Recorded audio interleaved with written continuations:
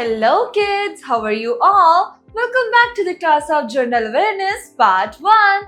And today we are back on the new video with a new chapter which is, this is chapter number 27, Extraordinary Legends. यानी कि वो legends जो कि है extraordinary, यानी कि जिनमें है कुछ खास शक्तियाँ, या फिर यूँ कह सकते हैं जिन्होंने बहुत ही अच्छा कंट्रीब्यूशन हमारे देश की डेवलपमेंट के लिए दिया गया हो।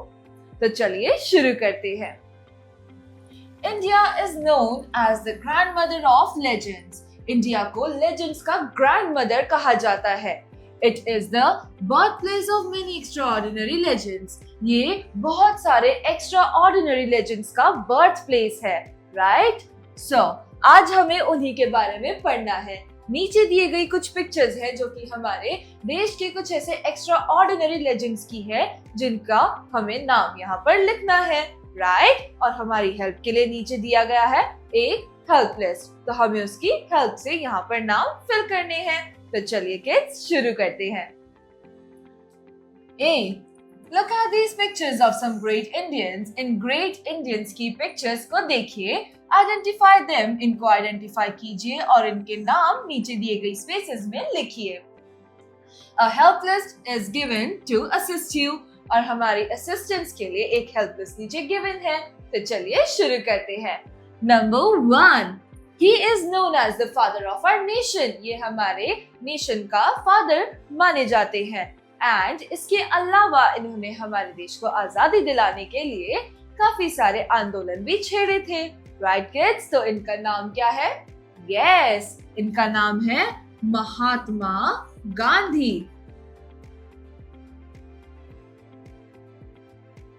तो किड्स, इनको हम बापू भी कहते हैं और इसके अलावा इनकी पिक्चर आप अपने नोट्स और करेंसीज पर भी देख पाते हैं, राइट किड्स? तो चलिए नेक्स्ट देखते हैं। ये कौन है बच्चों? इनका बर्थडे 14 नवंबर को हम चिल्ड्रंस डे के रूप में मनाते हैं। ये हमारे देश के पहले प्रधानमंत्री थे।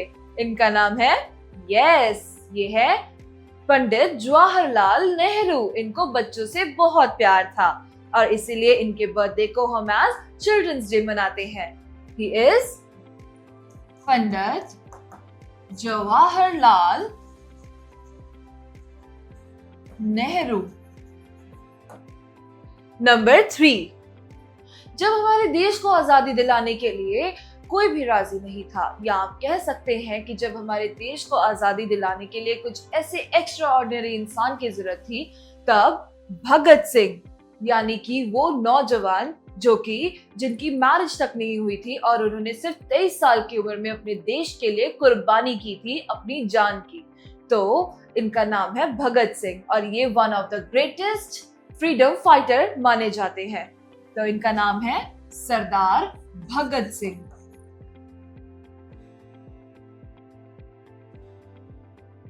नंबर 4, इन्होंने हमारी सोसाइटी में होने वाले discrimination, caste, religion, race etcetera के बेस पर जब भी सोसाइटी में हमारे भेदभाव होता था, उस भेदभाव को इन्होंने मिटाया और इन्होंने अपना लॉ का डिग्री कंप्लीट करके बहुत सारे लोगों को उनका हक भी दिलाया और आजादी की लड़ाई में अपना योगदान भी दिया। ये है डॉक्टर B.R. अम्बेडकर।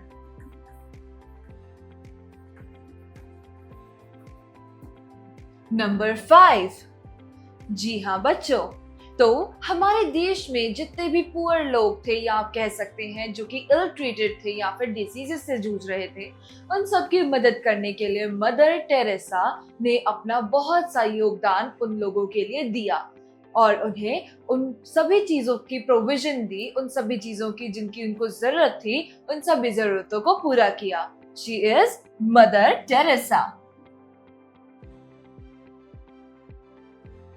नेक्स्ट है नंबर 6। तो बच्चों, ये वो शख्स हैं जिन्होंने हमारे देश का नेशनल एंथम लिखा था। जन गण मन जो सॉन्ग था, जो एंथम था, वो इन्हीं के द्वारा लिखा गया था।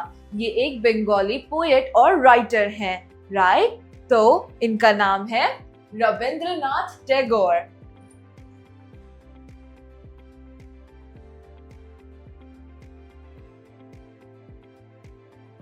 Let me answer. Do you know the slogan "Do or Die" was given by which extraordinary legend? तो आप क्या जानते हैं कि करो या फिर मरो वाला जो फ्रेज था, जो स्लोगन था, वो हमें किसकी तरफ से मिला था? जब अगर आप जानते हैं तो अपनी नोटबुक में लिखिए। ऑलराइट किड्स, चलिए आगे बढ़ते हैं। तो किड्स, ये है डॉक्टर सीवी रमन, राइट? ये भी हमारे देश के एक one of the extra ordinary legends में से एक है, डॉक्टर सीवी रमन।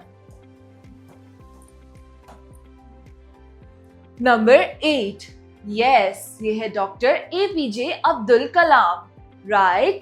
ये वो शख्स हैं जिन्होंने अपने देश के लिए काफी ऐसे साइंस और टेक्नोलॉजी से रिलेटेड डेवलपमेंट्स का रेवोल्यूशन लेकर आए थे, जिसकी मदद से हमारा देश मिसाइल्स और ऐसे ही वेपन्स के फील्ड में काफी ज्यादा ग्रो कर सका।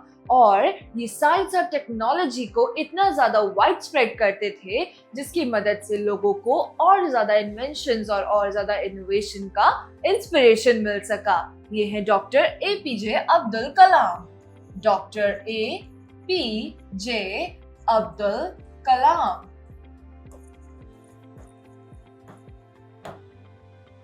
नंबर 9 हमारे देश का एक बहुत ही बड़ा प्राउड है।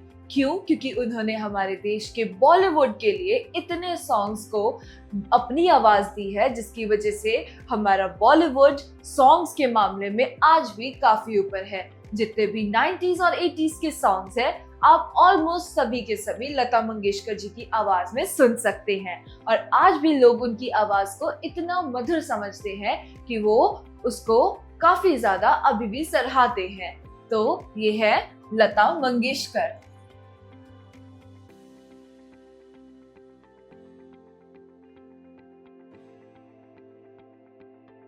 तो बच्चों, आप इस हेल्प लिस्ट में से इनके नाम की स्पेलिंग्स देख सकते हैं और फिल कर सकते हैं। नीचे दी गई है एक और एक्टिविटी, तो हम इसको रीड करते हैं और नाम लिखते हैं। चलिए शुरू करते हैं। Number B, can you name these outstanding Indians? क्या आप इन आउटस्टैंडिंग इंडियंस का क्लू पढ़कर इनका नाम बता सकते हैं? चलिए शुरू करते हैं। Number 1 is the iron man of India. तो बच्चों, इंडिया का आयरन मैन किसको कहा जाता है? बताओ। वेल, सरदार वल्लभ भाई पटेल को आयरन मैन ऑफ इंडिया कहा जाता है। तो हम यहाँ लिखेंगे SARDAR, Sardar Vallabh, VALLABH, Vallabh, BHAI भाई Patel.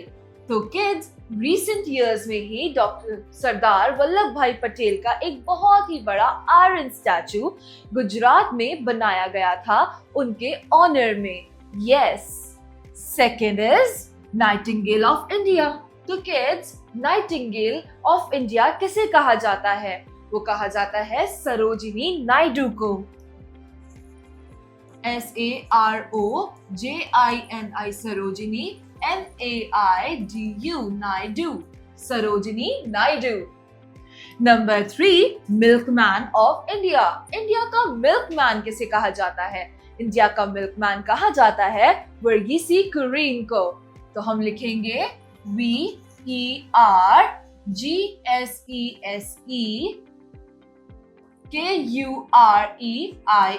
वर्गीसी Kurien. Number 4, missile man of India. So kids, अभी हमने उनके बारे में पढ़ा। वो है डॉक्टर एपीजे अब्दुल कलाम, जिन्हें हम मिसाइल मैन ऑफ इंडिया कहते हैं। Doctor APJ Abdul, ABDULKALAM,